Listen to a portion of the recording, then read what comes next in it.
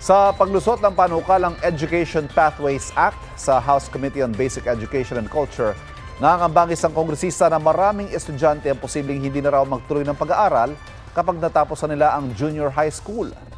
Yan ang unang balita ni Ian Cruz. Hearing no objection, the same is approved.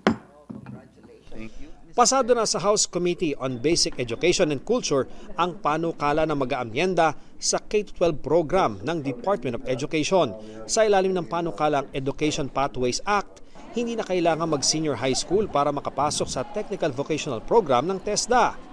Layo ng hakbang na solusyonan ang kakulangan ng trabaho para sa mga nakapagtapos ng senior high school, lalo't ayon sa DepEd, tinatayang 30% ng mga graduate ang nasa technical vocational track. Pero ang kinatawan ng Second Congressional Commission, sinabing baka hindi na magtuloy sa pag-aaral ang maraming estudyante kapag natapos na ang junior high school o grade 10. Agam-agam lang ng isang kongresista. Junior high school completers after grade 10 would have an option to go to college or TVL.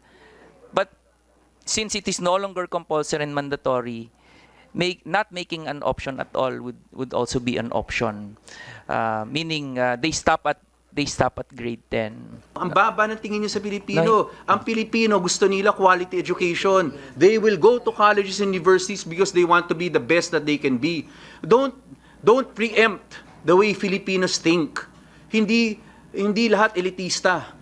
Ang kahit yung hindi marami diyan talagang gusto nila right education.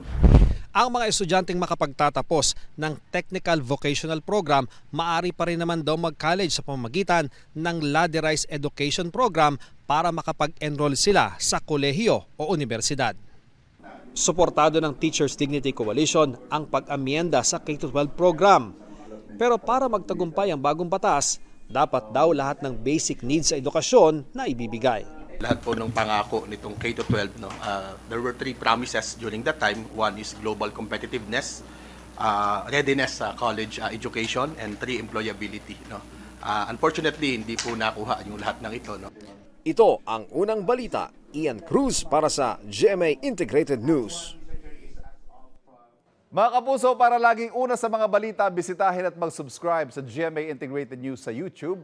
Sa mga kapuso abroad, samahan niyo kami sa GMA Pinoy TV at sa www.gmanews.tv.